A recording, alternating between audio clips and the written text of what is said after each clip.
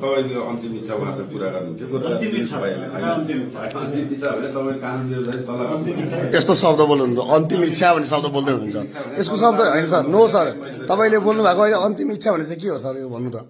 तल जानलाई चाहिँ अन्तिम इच्छा भने त त्यही होइन त त्यस्तो बोलिँदैन नि सर सर डेढ साहब हुनुहुन्छ अन्तिम इच्छा भन्ने हुन्छ सर एउटा पक्राउ गर्न आएको मान्छेलाई अन्तिम इच्छा भन्ने हुन्छ लागि त त्यही त त्यस्तो हुँदैन नि सर त्यस्तो हुँदैन नि सर बोली त के गर्नु सर अन्तिम इच्छा एउटा होइन अदालतले दिएको आदेश अदालतले दिएको आदेशलाई अन्तिम इच्छा भन्यो सर एउटा डिएसपीले एउटा पक्राउ गर्न आएको व्यक्तिलाई अन्तिम इच्छा भन्दै हुन्छ उहाँले आजलाई चाहिँ तपाईँहरूले चाहिँ एकचोटि कानुन व्यवसाय सल्लाह गरेर जान्छु भनेर भने होइन अन्तिम इच्छाको अर्थ के हो देशब हजुरको नाम के हो अरे हजुरको नाम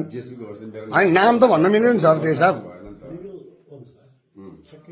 नाम मात्रै होइन तपाईँको आइडी पनि हेर्ने अधिकार हुन्छ हाम्रो जेसुकै नाम होइन तपाईँको आइडी हेर्ने नै अधिकार हुन्छ अन्तिम इच्छा पढ्न सर अन्तिम इच्छाको अर्थ के हो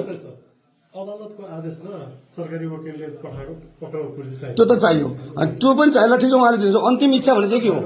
अन्तिम इच्छा भने तपाईँ सर अहिले हजुरले अन्तिम इच्छा सर हजुरले अहिले भर्खर तपाईँको अन्तिम इच्छा के हो भन्नुभयो नि सर त्यो पनि बोल्ने तरिका हो सर तपाईँ डेज साहब जस्तो मान्छे वकिलसँग कुरा गरेर जान्छु भनेर भन्नु होइन हजुरको अन्तिम इच्छाको शब्द त्यही हो आजलाई चाहिँ नि ठिकै छ त यहाँ त हामीसँग जानलाई त त्यही कुरा गर्नुभएको हो नि होइन र